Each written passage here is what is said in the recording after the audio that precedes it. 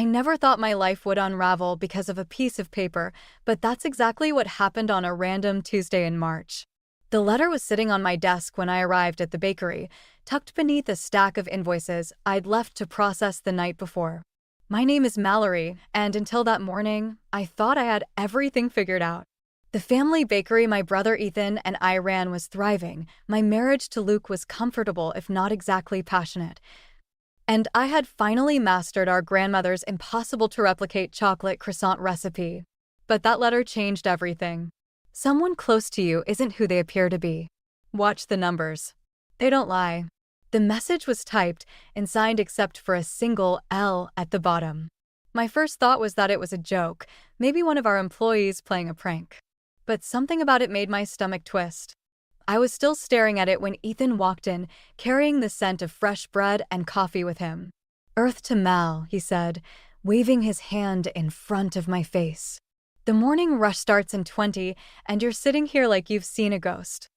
I quickly folded the letter and shoved it into my pocket. "Just reviewing these invoices," I lied, forcing a smile. Ethan gave me that big brother look he's perfected over the years, the one that says he knows I'm full of it but won't push. "Well, while you're reviewing things, maybe take a look at the new numbers Izzy put together. Something feels off about them." He dropped another stack of papers on my desk. "Izzy, our new finance director. Luke had recommended her for the position 6 months ago, swearing by her credentials. She was good at her job, maybe too good. Every time I tried to review her work, she had a perfectly reasonable explanation for any discrepancy I found. I'll check them today, I promised, but my mind was already spinning. The letter. The numbers. Watch the numbers. The morning rush kept me busy enough to push aside my worries, but they came flooding back when Luke texted to say he'd be working late again. 3rd time this week. I typed and deleted several responses before settling on a simple okay. That evening, after the last customer left and Ethan headed home, I stayed behind to look at those numbers Izzy had prepared. Really look at them this time. 2 hours later, my eyes were burning, but I'd found something. Small discrepancies, carefully hidden in routine transactions. Individually, they were nothing. Together, they painted a disturbing picture. My phone buzzed. "Luke again. Don't wait up." Big story breaking. I stared at his message, thinking about all his late nights lately, about how he'd pushed for Izzy's hiring, about how distant he'd been. The pieces were there, but I couldn't, or wouldn't, put them together. The bell above the front door chimed, making me jump. "Sorry, we're closed." I called out, but footsteps were already approaching my office. Izzy appeared in the doorway, her usually perfect appearance slightly disheveled. She stopped short when she saw me surrounded by financial reports. Something flickered across her face. Surprise? Fear? Before her professional mask slipped back into place. "Mallory, I didn't expect anyone to still be here," she said, smoothing her skirt. "I just forgot my phone charger." I watched her retrieve it from her desk, noting how her hands trembled slightly. "Everything okay, Izzy?" "Of course," she replied too quickly. "Just tired. Big project, you know how it is." As she hurried out, I noticed something fall from her purse, a receipt from the Grand Hotel downtown.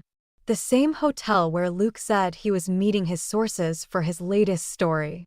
I picked up the receipt with shaking hands, and suddenly the letter's warning felt less like a mystery and more like a ticking bomb.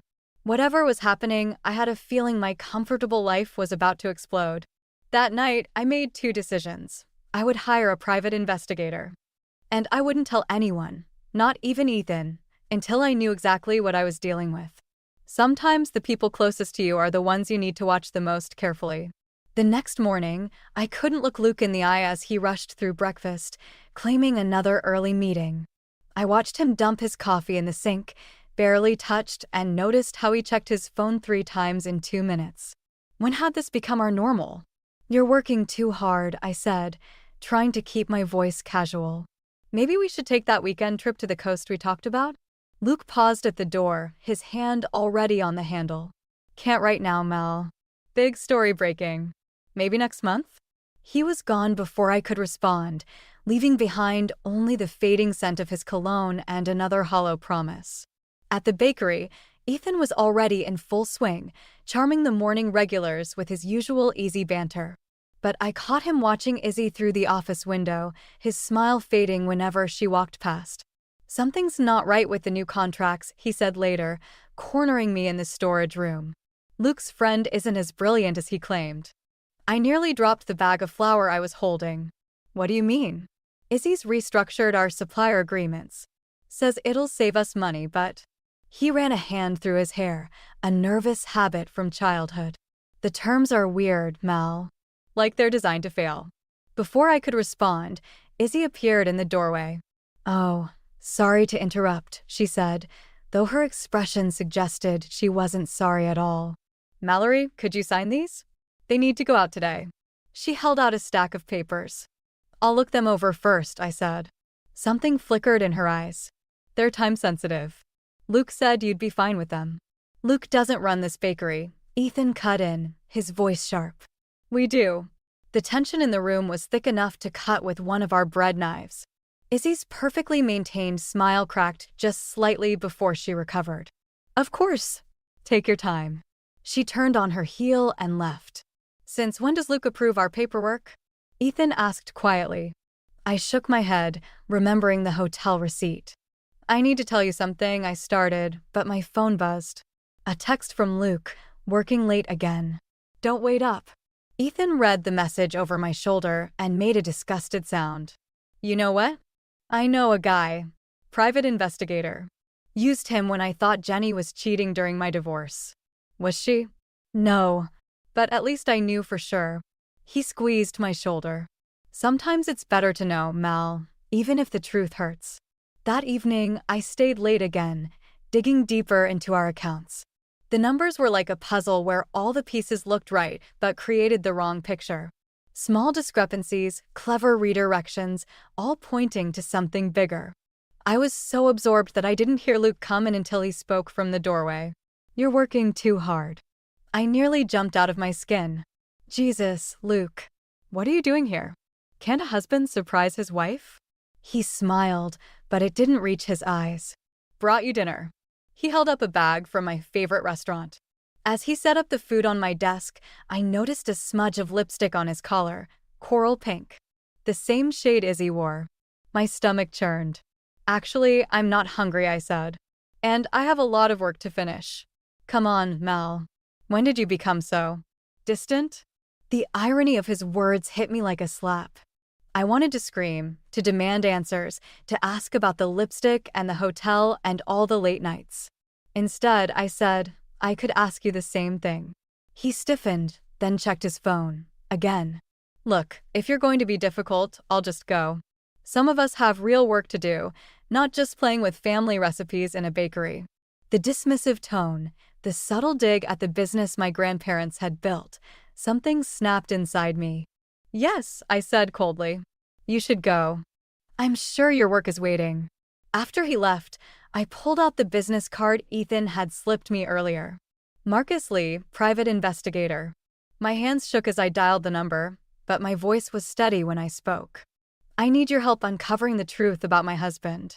Marcus Lee's office smelled like old coffee and resignation. He sat across from me, methodically spreading surveillance photos across his desk like he was dealing cards in a game I was already losing. 3 weeks of observation, he said, his voice gentle but firm. "Your husband and Miss Green meet at the Grand Hotel every Tuesday and Thursday. Always room 412. He slid another photo forward, Luke and Izzy entering the elevator together, his hand on the small of her back. The timestamp showed 2:14 p.m. last Tuesday, right when he'd texted me about his breaking story. My throat felt like I'd swallowed ground glass. "The meetings? How long?" "Usually 2 hours." Marcus hesitated. But that's not the worst part. He pulled out financial records, bank statements, transfer receipts. The numbers danced before my eyes, but even through my shock, I could see the pattern. Money moving between accounts, small amounts that added up to something massive. "They're bleeding your bakery dry," Marcus said. "Slowly, carefully, but it's happening." "The new supplier contracts?" "They're funneling money through shell companies. Your husband's name is on all of them." The room tilted sideways. I gripped the edge of the desk, my knuckles white. How much? Close to 200,000 so far. They're good at hiding it. A knock at the door made me jump. Marcus's assistant poked her head in. Sorry to interrupt, but there's someone here asking for Mrs. Jennings. Says it's urgent. Ethan burst in before she finished speaking. His face was flushed, eyes wild. Mal, thank God. You need to get back to the bakery. Now. What's wrong? Luke showed up with some guys in suits. They're doing an audit. Said it's standard procedure, but they're going through everything. Izzy's helping them. My stomach dropped. The photos were still spread across Marcus's desk, damning evidence of both personal and professional betrayal. I gathered them quickly, shoving them into my bag. They're trying to cover their tracks, Marcus said, standing. Or worse, they're setting up a paper trail to blame someone else. The drive back to the bakery was a blur. When we arrived, the morning rush had slowed to a trickle, and 3 men in expensive suits were camped out in our office. Luke stood by the door, arms crossed, looking every bit the concerned husband. Mal, where have you been? He asked, reaching for me. I stepped back, my skin crawling. These gentlemen are helping us identify some irregularities in our books. Irregularities? I kept my voice steady, though my heart was hammering. Like the shell companies you've been using to steal from us? The color drained from his face. Behind him, Izzy dropped the file she was holding, papers scattering across the floor. I don't know what you're talking about, Luke said, but his eyes darted to Izzy, who was frantically gathering the fallen documents. Room 412, I said quietly. Every Tuesday and Thursday. The silence that followed was deafening. One of the suits cleared his throat. Perhaps we should continue this another time. No, I said, pulling out the photos and financial records. Let's continue right now. I'm sure these gentlemen would be very interested in seeing exactly where our money's been going. Luke's charm vanished like smoke. You had me followed? His voice was ugly, dangerous. You really want to do this here, Mal? In front of everyone.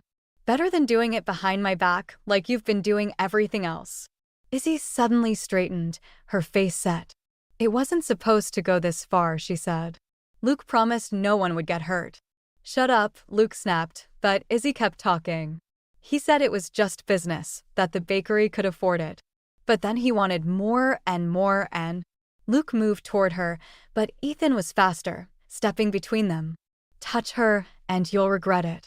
The suits were packing up their briefcases, looking uncomfortable. One of them paused at the door. Mrs. Jennings, you might want to contact your lawyer. Soon. I watched them leave, then turned back to my husband, the stranger I'd shared my life with. How long were you planning this? His laugh was hollow. Since the day your brother made it clear I'd never have a real place here. It's always been about the precious family bakery, hasn't it? Well, now it's about survival. Let's see how well your family legacy holds up in court. The threat hung in the air like poison, and I realized this was just the beginning of a war I never wanted to fight. The morning after the confrontation, I found our bakery's front window smashed. Shards of glass glittered on the sidewalk like cruel confetti, and spray-painted across our storefront in angry red letters was one word: liar. Ethan arrived while I was still staring at the damage. I've called the police, he said, putting an arm around my shoulders. Security cameras caught everything. It was Luke. Of course it was. My husband, soon-to-be ex-husband, had always been dramatic when cornered. But this felt different. Desperate. Inside, while waiting for the police, I discovered my office had been ransacked. Files were missing, my computer screen cracked. But strangest of all was what had been left behind, a framed photo from our opening day 5 years ago, showing Luke, Ethan, and me cutting the ribbon.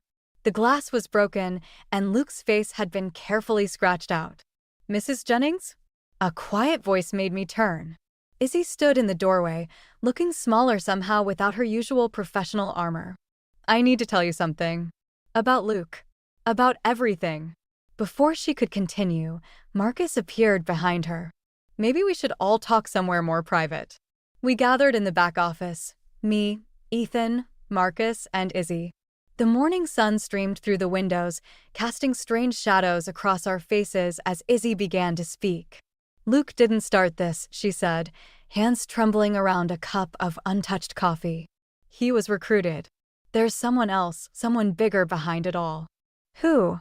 Ethan demanded. "James Morrison." The name hit me like a physical blow. James, our father's oldest friend, the man who'd helped us secure the loans to buy this place after Dad died. He'd been like a second father to us. "That's impossible," Ethan said, but I could hear the doubt in his voice. Izzy pulled out her phone, played a recording. Luke's voice filled the room. "James says if we do this right, everyone wins. The bakery goes under, he buys it cheap, develops the property. We get our cut, and the Jennings siblings learn a hard lesson about family loyalty." My stomach churned. "Why are you showing us this now?" "Because Luke's spiraling," Izzy whispered. "He wanted to hurt you, yes, but James? He wants to destroy everything your family built. And after last night." She swallowed hard. Luke called James in a panic. "I heard him say that if the bakery won't go down quietly, there are other ways to force a sale." Marcus leaned forward. "Like what?" "Health code violations. Food poisoning allegations. Anonymous tips about tax fraud. They're planning to hit you from every angle until you're forced to sell." The room fell silent except for the distant sound of police radios outside. I looked at the damaged photo again, at Luke's scratched-out face, and felt something shift inside me. This wasn't just about betrayal anymore. This was war. "Why should we trust you?" Ethan asked Izzy. She pulled out a USB drive. "Because I've been copying everything. Every transaction, every email, every meeting recording. I thought I was part of something legitimate at first. By the time I realized the truth, Luke had already implicated me in enough illegal activities to ruin my life." Marcus took the drive, studied it. "This could help. But they'll know you turned on them." "I know," Izzy said quietly. "That's why I'm leaving town tonight. But first, there's something else you need to know. The anniversary celebration next week? James and Luke are planning to use it to announce their new development project. They're going to humiliate you in front of everyone who matters in this town." I stood up, walked to the window. Outside, customers were already gathering, drawn by the police presence and the vandalism. Our loyal customers, our community. The people who'd supported us through everything. "No," I said, turning back to face them. "They're not going to humiliate us. Because we're going to be ready for them." Ethan's eyes met mine, and I saw the same determination there. "What are you thinking, Mal?" "I'm thinking it's time to show James and Luke what happens when you mistake kindness for weakness." I looked at Marcus. "Can you help us set a trap?" He nodded slowly. "With Izzy's evidence and the right timing." "Yes, but it's risky." "So is destroying someone's life," I said, picking up the broken photo. "They should have remembered that before they started this game."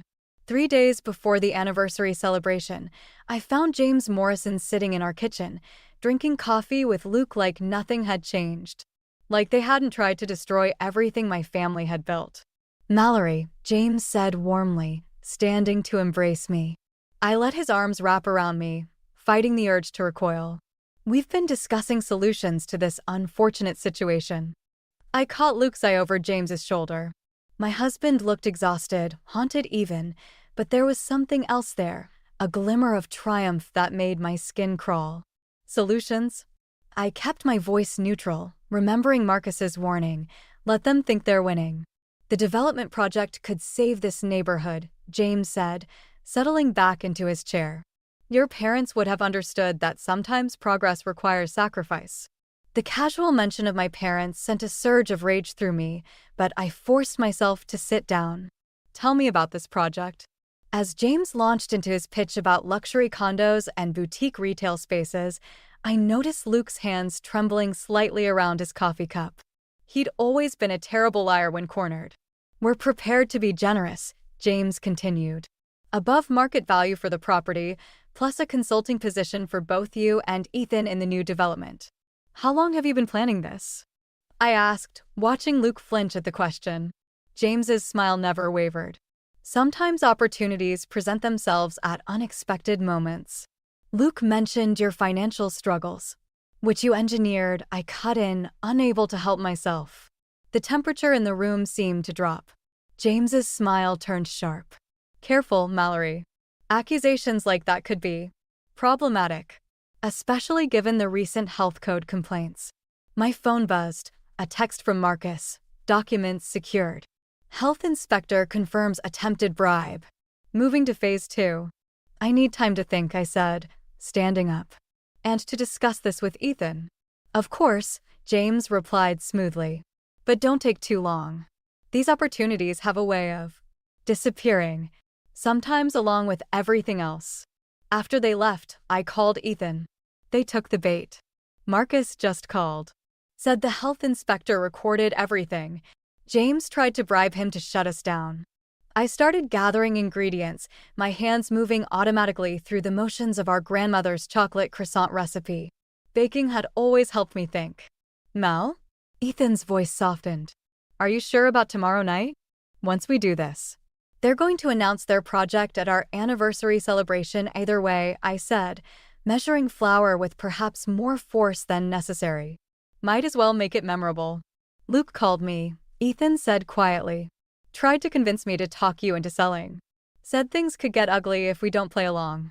The dough under my hands felt suddenly too soft, too yielding. Like everything else in my life lately. Did he mention what happened to Mom and Dad's original loan documents? No, but Marcus found them. In James's private safe. Along with proof he's been planning this since before Dad died. He's been playing the long game, Mal. Something inside me hardened. I thought about all the Sunday dinners James had attended, all the times he'd called me daughter, all while plotting to take everything we had. My phone buzzed again, another text, this time from Izzy. Luke knows I helped you. He's threatening to go to the police about the financial records. Let him, I typed back. Everything's in place. I looked around our kitchen, where Mom had taught me to bake, where Dad had dreamed up new recipes, where Luke and I had once planned our future. Ethan, I said, call Marcus. Tell him to move everything up. We're doing this tonight. Tonight? But the celebration. They're expecting us to wait. To be predictable. And that's exactly why we're not going to. I hung up and started cleaning the flour from my hands. The dough would have to wait. I had a different recipe to follow now, one that would serve revenge cold, with a side of justice. Let them think they had me cornered. Let them believe I was still the same passive, trusting person they'd chosen to betray. Tomorrow, they'd learn what happened when you pushed someone too far. Sometimes the quiet ones were the most dangerous. And I'd been quiet long enough. The bakery was packed for the impromptu community appreciation night we'd announced just hours ago. I watched from the kitchen as Luke and James worked the room, shaking hands and sharing knowing smiles. They thought they were here to announce their victory. Instead, they were walking into their own execution. Ready? Ethan asked, adjusting the microphone setup near our display counter. I nodded, though my hands shook as I arranged the last pastry tray. Each chocolate croissant was perfect, just like Mom used to make. It felt fitting, somehow, that her recipe would witness this. Marcus appeared at my elbow. Police are outside, waiting for my signal. Health inspector too. But Mal... He hesitated. James just got a call. Something's wrong. Before I could ask what he meant, James clinked his glass for attention. The crowd quieted, and my stomach dropped as I saw his expression, not triumphant, but predatory. Friends, he began, we're here to celebrate more than just community appreciation. We're here to announce an exciting new chapter for this neighborhood. But first, his eyes found mine. Let's address the elephant in the room. Mallory, why don't you tell everyone about the health code violations? Or the tax fraud? The room went silent. Luke stepped forward, holding up papers. We have proof, he said, his voice carrying that journalist's authority I'd once found so attractive. Proof that the beloved Jennings Bakery has been cutting corners, endangering customers, evading taxes. This wasn't part of the plan. They were supposed to announce the development project first. I looked at Marcus, who was frantically checking his phone. They've buried the real documents, he whispered. Someone got to my office. Everything we had is gone. The room started buzzing with concerned whispers. I saw regular customers exchanging worried glances, staff members shifting uncomfortably. That's not true, I said, but my voice sounded weak even to me. No. James pulled out more papers. These bank records show years of suspicious transactions. And these health reports. He shook his head sadly. Mallory, your parents would be so disappointed. Don't you dare talk about my parents, I snapped, but he spoke over me. In fact, I have your father's original loan agreement right here. The one where he specifically named me as the bakery's custodian if anything went wrong. He knew something like this might happen. The document he held up looked authentic, because it was. But not for the reasons he claimed. Tell them the truth, I demanded, stepping forward. Tell them how you forged those papers after Dad died. Tell them about the shell companies, the bribes, everything. Luke laughed, the sound cutting through me like glass. Shell companies? Bribes? Everyone, my wife is clearly struggling with the stress of running a failing business. We're only trying to help. By stealing everything my family built? My voice cracked. By saving what's left of it, James corrected smoothly. The police are already investigating the fraud. But I'm willing to make this go away quietly, if you sign over the bakery now. I looked around the room, saw doubt and confusion on every face. Even our most loyal customers were wavering. Years of trust, destroyed in minutes. Mal, Ethan warned, but I was already moving. I grabbed the file Marcus had given me earlier, our last copy of the evidence, our final chance. But as I opened it, my blood ran cold. The pages were blank. Looking for these? Luke held up another stack of papers. Amazing what people will give up when their own freedom is at stake. Izzy says hello, by the way. She's somewhere much warmer now, with a new identity and enough money to start fresh. The room spun. Everything we'd planned, every piece of evidence we'd gathered, gone. They'd played us perfectly, using our own scheme against us. You have 10 minutes to sign, James said quietly, sliding the transfer papers across the counter. Before I call the police in. I stared at the document, at the line where I was supposed to sign away my family's legacy. The room felt too hot, too crowded, closing in like the walls of a prison cell. Then I saw it, a small detail in the corner of James's forged loan document. A tiny flaw that changed everything. Maybe we'd lost this battle, but I suddenly knew how to win the war. I picked up the pen, my hand steady for the first time all night. Actually, James, I said, I think you should check those loan papers again. Very, very carefully. His smile faltered, just slightly, and I knew I had him. Sometimes rock bottom is exactly where you need to be to see the truth. The notary stamp, I said, watching James's face carefully. On Dad's loan document. It's dated 3 months after he died. The room went completely still. James's confident smile flickered, then died. A clerical error, he said quickly, but I was already pulling out my phone. Bringing up the photo I'd taken of the original document. The real one. The night before Dad died. No, James. It's fraud. Just like everything else you've done. I turned to address the crowd.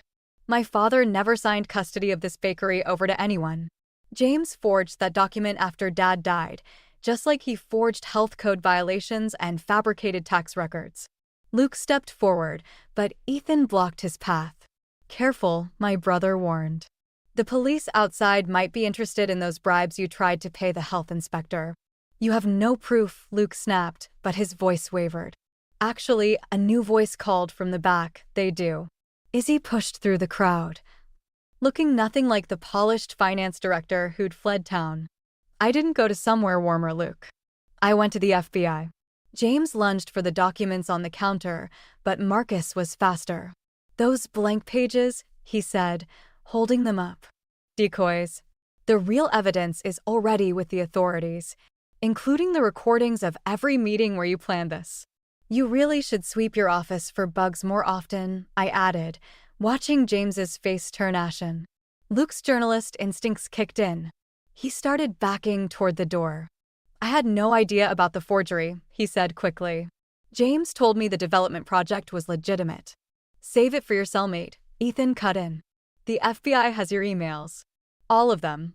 The police chose that moment to enter, led by a federal agent who looked far too pleased with himself.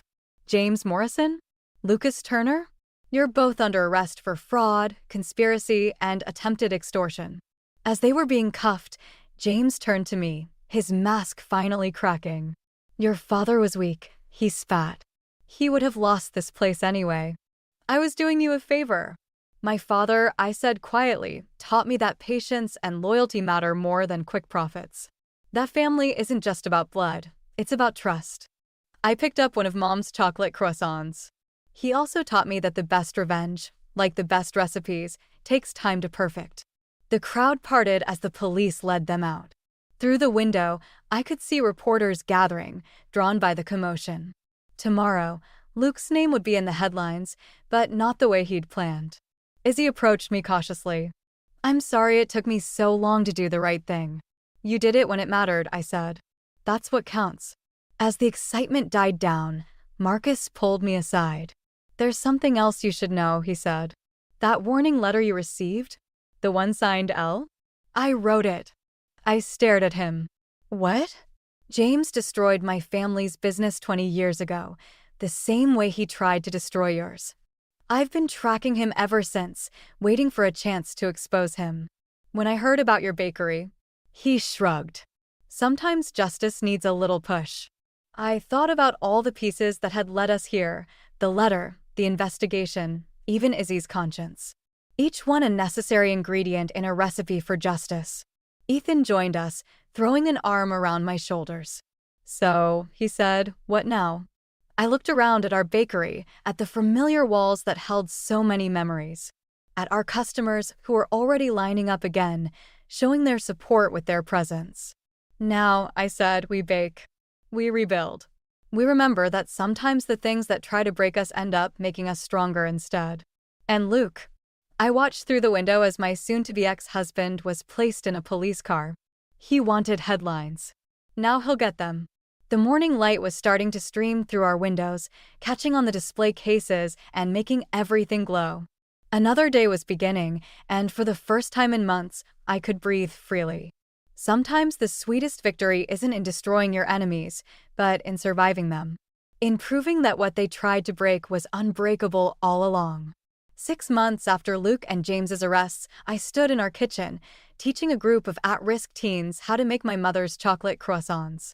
The bakery's new community outreach program was my way of turning betrayal into something beautiful. The secret, I told them, is patience. Good things take time.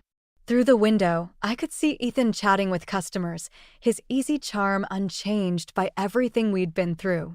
The bakery was thriving again, our reputation restored after the truth about James's schemes made headlines. The bell chimed and Marcus walked in, carrying a familiar-looking envelope. Last piece of paperwork, he said, sliding it across the counter. Luke's plea deal is final. He's serving 5 years, James got 12. I nodded, not trusting myself to speak. The envelope contained my final divorce papers, waiting for my signature. As I reached for a pen, one of the teens, Maria, whose mother worked 2 jobs to support her family, spoke up. Miss Jennings? The dough's ready. I smiled, setting the envelope aside. Some things could wait. Later, after the class ended and the day's business wound down, Izzy stopped by. She looked different now, more genuine, less polished. The witness protection program had given her a new start, but she'd chosen to stay nearby, working with the FBI to uncover similar schemes in other communities. The foundation paperwork is ready, she said, referring to the nonprofit we'd established to help small businesses protect themselves from fraud.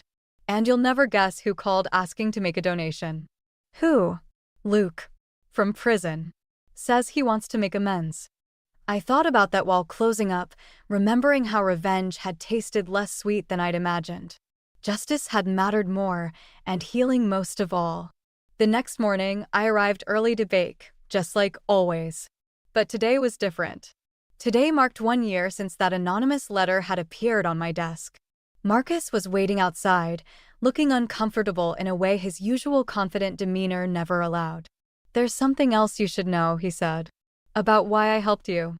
He pulled out an old photograph, a family standing in front of a bakery much like ours. My parents' place, he explained, before James destroyed it. But here's the thing. Your father tried to stop him back then. Tried to warn my parents, but they didn't listen. The revelation hit me hard. Dad had never mentioned this, but it explained why he'd been so careful with our business, why he'd taught us to value loyalty over profit. That's why you wrote the letter, I said. You were repaying a debt. I was finishing what your father started. James had to be stopped, but it had to come from within, from someone he thought he could manipulate. You. I thought about how close we'd come to losing everything, how many layers of betrayal and loyalty had brought us to this moment. Was any of it real? Your help, your concern. All of it, he said quietly. Some debts can't be repaid with just justice. Sometimes they need something more. That evening, I sat in Dad's old office, looking at the envelope containing my divorce papers. Next to it sat another envelope, Luke's request to donate to our foundation. And beside that, a stack of applications from more teens wanting to join our baking program. I picked up the photo of our family that Luke had scratched out all those months ago. We'd replaced the broken frame, but kept the damaged photo as a reminder. Not of betrayal, but of growth. Ethan found me there, carrying 2 cups of coffee. You okay? Yeah, I said, and meant it. Just thinking about recipes. He grinned, knowing I wasn't talking about baking. The best ones get passed down, he said, but sometimes they need updating. I signed the divorce papers finally, then reached for the foundation applications. Tomorrow, we teach more kids how to bake, how to build, how to trust. And maybe, just maybe, we'd break the cycle that had nearly broken us. Sometimes the sweetest revenge isn't revenge at all. It's creating something new from the ashes of betrayal, something that helps heal not just yourself, but others too. That's the recipe I choose to follow now.